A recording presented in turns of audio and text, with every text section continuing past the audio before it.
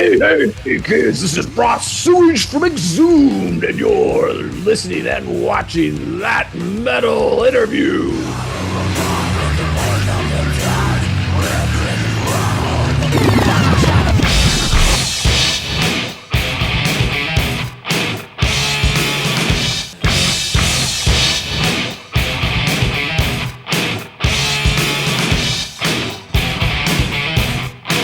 Metal interview. Okay, so first question I ask everybody: where are you and what part of the planet? I am located in Oakland, California, in the northwestern hemisphere. Awesome. Somewhere near the Pacific Ocean. Yeah, pretty much, huh? Yeah. Not sure my latitude and longitude, but I could figure it out. Before we get into your career and your albums and all that stuff, Ross, well, I saw you guys last year or about a year and a half ago in San Antonio, Texas. You guys opened for Cavalera. Yeah. Yeah, that was an awesome show. You guys kicked ass. That was a lot of fun, and I believe we walked to the Alamo that day. Oh, really? Yeah, you gotta go piss on the wall. Gotta do an Aussie.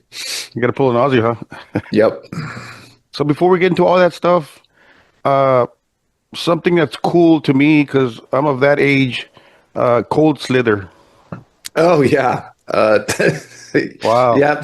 So you're Gen X. Got it. Wait, talk about that. That's cool. I mean, that's a G.I Joe based band, right?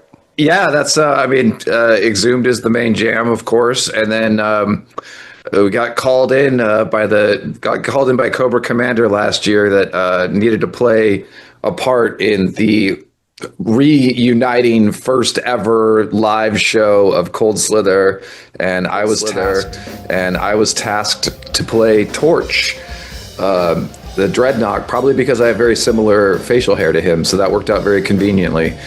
And he was so yeah, Cobra Commander called us in. It was a project got going by Reigning Phoenix Music, Gerardo, huge G.I Joe nut and collector, and Gus Rios from Gruesome, Left to Die, also a huge G.I Joe nut. They got the ball rolling. It's an official real band with a real record, and we really play shows. At least we've played 2 shows.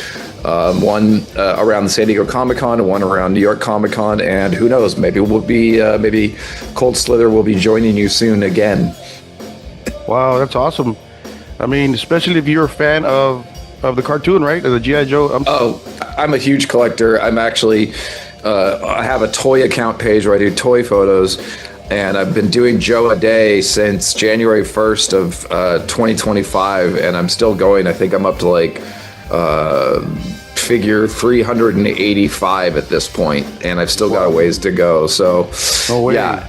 I've I've had them since I was a kid, and then sometime around picked a few up in my 20s, just threw them in a box, and then sometime around 2017 or 2018, EXHUMED was on tour, and we played in Mesa or Phoenix, Arizona, I can't remember. Anyways, we were played right next to a toy store.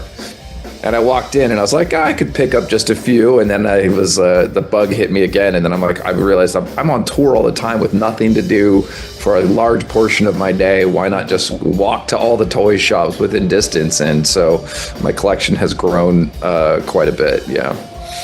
Wow. So this is a full on thing. There's a label involved. Oh yeah. It's original music by Gus and Matt Harvey as well. So far, I'm just playing bass for this. The first record was pretty much in the can before I was asked to join. So mostly, I'm just like a live session. But they've given me a lot of reins in terms of the visuals of the band. So I helped with everyone's costumes. Had to sew my own stuff together.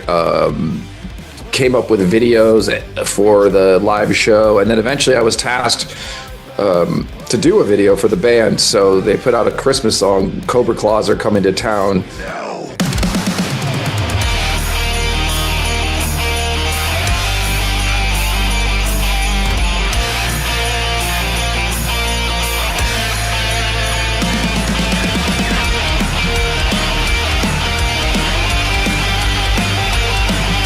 And with no budget, but I had a bunch of action figures, I did a bunch of stop motion, winter-themed stop motion with the Cold Slither action figures. So that came out pretty good. Check it out on YouTube. Well, so for listeners, this is based on the 80s cartoon, not these new G.I Joe movies. I mean, it's the same characters, but you guys dress up the parts. We dress up exactly as they appeared in the 1985 cartoon. We were even lucky enough to get a drummer, Andy Selway from KMFDM, who has the correct mohawk and is actually British. So he's a perfect buzzer from G.I Joe. Wow, that's awesome. So going back into your career, Ross, what's your first band here? Of course, it must have been in school because, well, I'll let you talk about it. What is your first band, your first metal band or rock band? My first band was one I started, EXHUMED was going, and I was just hanging out with those guys in high school, and we were playing, tabletop role-playing games and a lot of Marvel superheroes role-playing games. So I was just kind of hanging around, and then I asked Matt, I wanted to do something kind of industrial, so I asked him to start a project with me, which he did the first demo. Then he didn't have that much time, so I got some high school friends to do it, and we played a total of 2 shows at high schools, and but one of them EXHUMED. The members showed up. They were my friends, and they hadn't heard me do death metal vocals. So one of the songs this unnamed band had, I did death metal vocals on stage, and EXHUMED was currently looking for a vocalist. And they're like, oh shit, we didn't realize our friend Ross, we thought he just could drive us around and play role-playing games with us and read comic books, but it turns out he can actually do this on stage. So they asked me to join EXHUMED, kind of let the other band fold. It wasn't really that important. Everybody was doing other stuff, and just joined EXHUMED as the full-time vocalist for almost a year, and then the bassist quit, and I went ahead and learned how to play bass. So, wow. So when you guys write a song, Ross, I know Matt he does the should I say the higher death parts on the vocals. Yes, he does. You do the lower growl or death metal voice. How do you guys go about that? You know what? I'm gonna do this here and you do this there, or you do it. Well, largely, usually whoever writes the lyrics is usually responsible for just figuring out how that goes, and we trust each other. I like to give people rhymes so that they can remember what they're saying live. So if we're going back and forth, I try to do a couplet A, B, A, B. If we're going, 2 lines and 2 lines, and I try to make those rhyme. Matt doesn't give a rat's ass about that. He just... He'll do whatever. So I'm like, wait, I don't remember what this line is because the next line I say doesn't rhyme with it. But that's how I work. Matt tends to just kind of pick and choose where the vocals should go for his songs. But yeah, we just usually, unless they're, we go in over all the lyrics before a record, and we go you're gonna sing this, you're gonna sing that. And if there's something where, say Matt says, well, I don't really want to play over this guitar riff, I'm like, okay, well, we can just switch that. Or, if I think I would sound more brutal over some other part. But largely it's up to whoever writes the lyrics just to kind of figure it out. How did you come up with your voice? How did you find out you can do that? I mean, I can't sing like that. I can't do it. You can't sound like a stuffed pig being stabbed. Yeah. How did I figure? Well, I mean, how did I figure it out? I was just singing along with records. I always like to cite Steve-O from Impetigo. This was a really fun band and had lots of songs about zombies that were fun. So I'd be sitting in my car just singing along and driving around. And also Bill Steer was a big influence because I really liked his parts. And EXHUMED to Consume is just one of the ultimate death metal songs of all time. That he takes the lead on that one. So, I just kind of knew those words. I actually used the lyrics in EXHUMED to Consume when I ran for senior class president in high school. That was the end of my speech. I didn't win, but surprise. And so, yeah, I just kind of started doing it. And then when I was kind of doing my own band, like I said, it was more industrial. So there was some distorted vocals with going through a, distortion pedal and stuff like that. And then I was like, well, how about I just do one death metal song and see how that goes? And I could do it. So... it's just a matter of playing around with your voice and figuring out what works best and just singing along. I play some. I played a metal band here locally in Texas, and I can imagine. I would love to be a fly on the wall at one of your sound checks. Let me test my vocal here. Let me test Matt's vocal here. Well, when I test vocals, I try to test my vocals for the sound guy. When Matt tests vocals, he starts singing Broadway show tunes. So I'm not sure how helpful that is at sound check, but it entertains everybody in the room. So yeah. But how about your vocals? Is it a power thing from your gut, or is it a low volume thing? It's not that low, I don't think. Yeah. Got it better trained over the years, but it is largely a throat thing. So I mean, I'm not like there's a tube and throat singers or something, but it's probably some similar techniques in terms of kind of constricting the throat. I've gone through the science of it before. I've tried to figure it out. Like my Adam's apple raises up, and so it's up. It goes to the upper reaches of my throat, and then start pushing air through it, and then use the. My tongue is not great for enunciation, so don't ask me to like recite any, the Gettysburg Address or anything. But instead, I use the tongue kind of as a baffle to create a little bit more bass resonance. Wow. So at what point did you guys get signed, Ross? Going back to the 90s when we were kids. Yeah. Well, we were, Exhumed had been signed to Afterworld Records at some point. They put out a 7-inch. An album. They recorded an album. It never came out. I think the label just kind of folded. It was one of those underground things. And then we started working with Visceral Productions, which was Craig from Hemdale. Started, when I took over like tape trading and sending out flyers and doing that kind of stuff for the band. Got in touch with Visceral Productions, who had just put out Niall's first release. And then they wanted to do a split with us because we liked each other's bands, and split albums were kind of more of a thing in the 90s, I guess. So we did that in the name of Gore. And I guess we would have probably done an album with them, but then Relapse came knocking, which I was kind of always had been my end goal because it just seemed like the right kind of home for a band like Exhumed. And I'd like to think that was the correct choice to go with them because we've had a wonderful working relationship going on 28 years, I want to say. Is that right? Yeah, 28 years. Yeah. With Relapse Records, and wow. We've always had a wonderful relationship with our label, which is not the case with some other bands I've been in where we've had very contentious relationships with labels. So I think it's pretty awesome that a band like Exhumed can stay with a label like that and continue growing, or maybe not even growing, devolving to become even more surly and death metal. Yeah.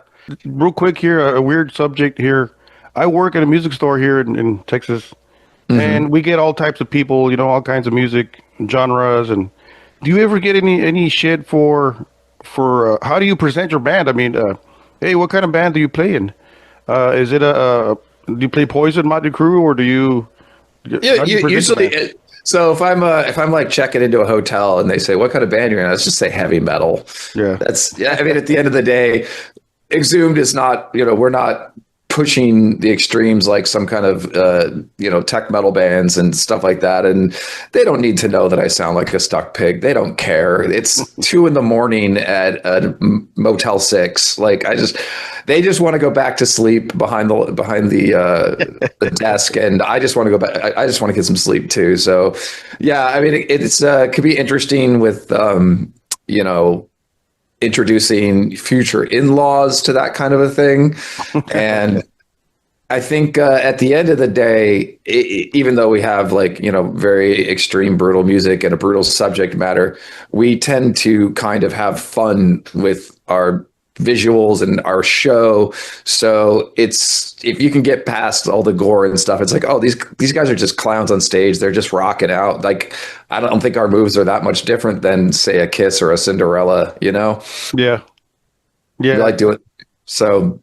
That's we are just a heavy metal band. We're just a little bit deeper. Quote unquote heavy metal band. Yeah, that's it. Now that you mentioned the lyric content, Ross, how do you guys go about that? Do you guys have a book of gore stuff, or DJ? How do you come up? How do you do your lyrics? How do you come up with that?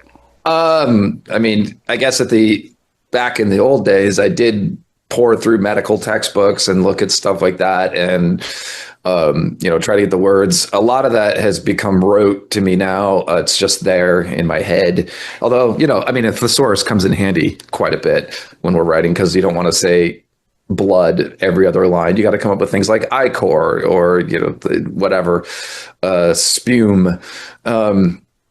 So what we do in Exhumed now, I think, because we've just coming up with just a song about some random killing or mutilation is kind of boring now. So we usually try to challenge ourselves kind of thematically with something. So this whole record that we put out now, we decided it's a road song record, because every cool heavy metal band has a great road song, like The Road Behind by Guar or Home Sweet Home by Motley Crue. And we were like, well, what would a death metal road song be? And it's like, well, it'd be horrible. It'd be tragedy and gore and red asphalt. So that's what we went with. So, we kind of went through different subject. Me and Matt would just have different ideas and say, oh, I think I'm going to write a song about, cars exploding because they aren't made well. And I was like, I think I'm going to write a song based on this old traffic safety film.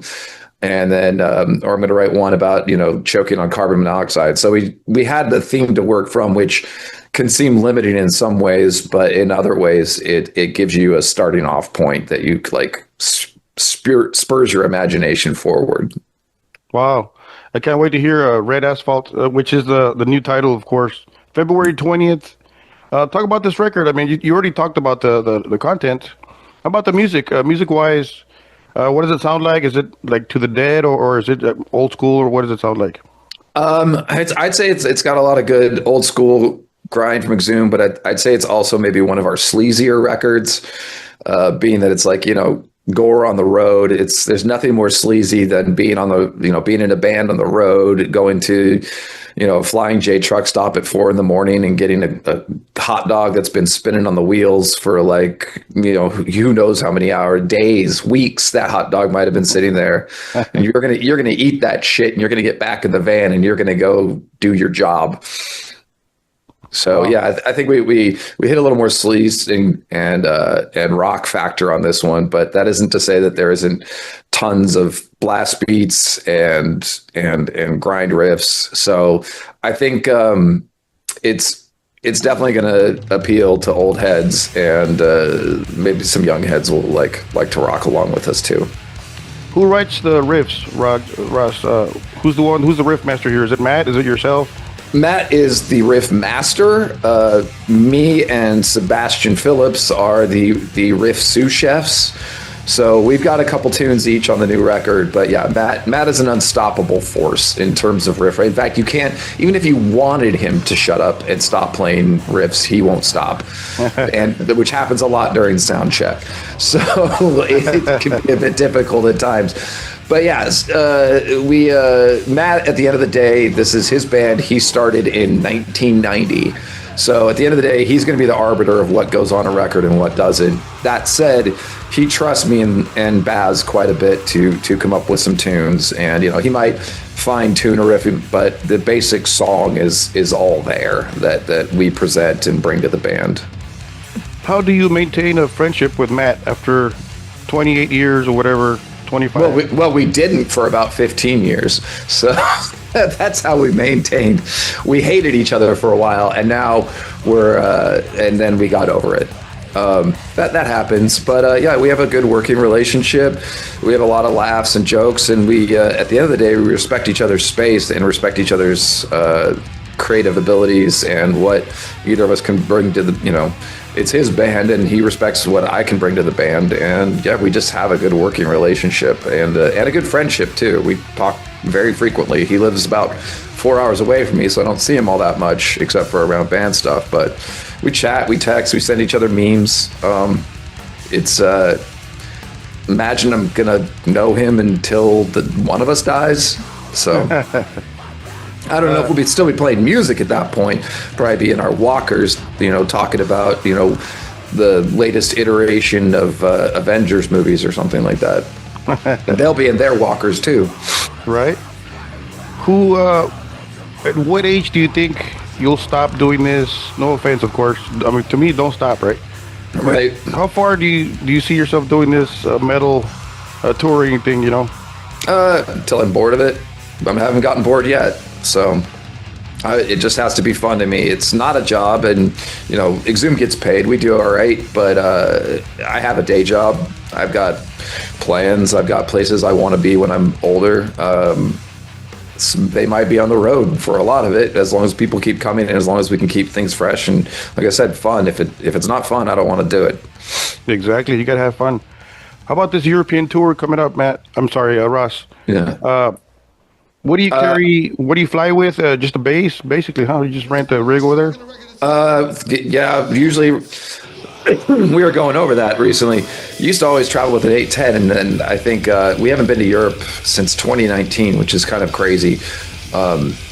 And one thing I was realized, I'm those English pubs have a lot of stairs. They are always on the 4th or 5th floor with no working elevator. I'm we're not doing an 810 bass cab. We're gonna put it the 2 410s, and I used to always be I gotta have the SVT amp. It's you know what? I think I'll go with the 10-pound solid state Portaflex now.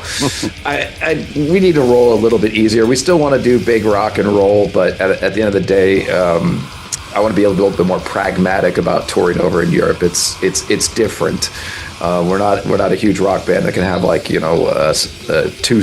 Sprinter rolling behind us with all the gear and road crew to move it upstairs. I think I'm still pretty fit, but I am 50 and I don't want to ruin anything. So yeah, I hear you. Carrying what that means is carrying a bunch of speakers everywhere. Yeah, exactly. Yeah, that is my job. I do a lot more moving things than I do playing music on the road. That's true. If you think about it, there's 24 hours in a day, and we get to see you up there for 45 minutes to an hour, maybe more, less. So there's 22 hours on a calendar. Exactly. And about 30 minutes after you see me get off that stage, I'm going to be moving those heavy boxes back into a van. Wow, some things that fans don't realize, huh? Just don't think about it. Who wants to think about that? Don't think about it. Just come to our show, watch the glamour of us drooling on stage, looking like a bunch of clowns for you, and enjoy the show. And don't forget to pick up a shirt on your way out. That's another one. The merchandise, you have to stock up for the tour. Have you ever ran out on tour? And you know what? We ran out of shirts. We got to order some more. I haven't ever run out of all shirts, but there has been times where there's been oh crap, this design is selling way better than we thought, and we're leaving money on the table if we can't find a printer in this town 2 days ahead of us to crank this shirt out for us. That has definitely occurred. So, we run out of some stuff because you kind of expect it, but you try to, it's so hard to plan because the styles will change, and it's 1 year everybody's wearing a shirt that fits them, and then the next year, a 12-year-old boy is buying 2XLs because that's the style to have a gigantic flowing nightgown of a shirt. Yeah. Right. And you gotta deal with people's sizes and small, medium, large, yeah. Yeah, you just never know. Sometimes it's sometimes one tour is all larges, the next tour it's all mediums. Speak of Ludicra, what is that for people that don't know? Ludicra was a band I was in from 2000, right after I got kicked out of Exhumed. They asked me to join, and that band continued until 2011 and broke up. And then we reunited again in the 2022, I want to say, maybe 2021, 2022, because the time felt right and people wanted to see it. It's nominally a black metal band, but it's not. It's another I don't know, you call it post metal band or something like that, with a kind of a different kind of lineup. We had Lori Sue and Christy, or two women in the band, vocals and guitar and vocals, and they kind of took the lead on the band. And John Cobbett he's an old rock and roller and writes some proggy stuff in his other bands, Hammers. Aesop Decker, punk drummer, and then he taught himself how to do blast beats and double bass for this project. And we did some really cool records. They like to think it's a little bit more of an emotional band. It's not about fun. It's about catharsis. And we did the reunited shows, and I was able to get a multi-video and soundboard recording, get that mixed, and that is up on our Bandcamp. So if you never heard of Ludacra, or you never got to see Ludacra, you can see a 12-camera multicam video that I edited myself. About as exciting as any live show as you could imagine, I hope, was my goal. And but it was a great project. Very extremely proud of the work that we did with that band. And so yeah, anybody should go check it out. You're not going to hear pig squeals, but hopefully you'll hear some good riffs. Yeah, some good stuff. Sorry, I love doing radio voice. Yeah, you do have a radio voice. Have you thought of? I got a face for radio. Have you thought of being on radio, or have you been on radio before, or? It was just a lot of work. In my college, they had a station, but it was like, I can't get in here at like midnight for 4 hours to like, I had a band stuff to do. I just chose a different path. Before I let you go, is there any project you might want to mention, or would you like to send a message to your fans? I'm going to send a message to my mom. Mom, I love you. You're awesome. Thanks for all your support through the years. There you go. Nice. All right. Appreciate that, Ross. You're the best. You're an awesome metal musician, and you're doing a great job with Exhumed and your project. So keep it going, and we'll see you sometime. Yeah, we'll see you out there on the road, on the red asphalt. Nice. Thank you. Cheers. And there he goes, ladies and gentlemen. Mr. Ross Sewage of Exhumed and Cold Slither, amongst other projects. And he talks about his past career and present career with Exhumed, and off career from Exhumed, all for you guys and us fanatics of metal music. Thank you, Mr. Sewage, for spending time with us. And you know what? I'm a huge G.I Joe fan and a Transformer fan. I mean, the 80s cartoon stuff is what I'm a fan about. So there was a sense of connection there with this guy, because that's part of my childhood, the G.I Joe cartoons and the Transformer cartoons. And for them to have formed this band as adults, this Cold Slither band, based on this 1985 episode of the G.I. Joe's cartoon, Cold Slither. So that's just awesome for us fanatics from the 80s. So anyways, don't forget to subscribe to our podcast and follow us on social media. Check out our radio station, jrocksmetalzone.com, and don't forget to keep it metal.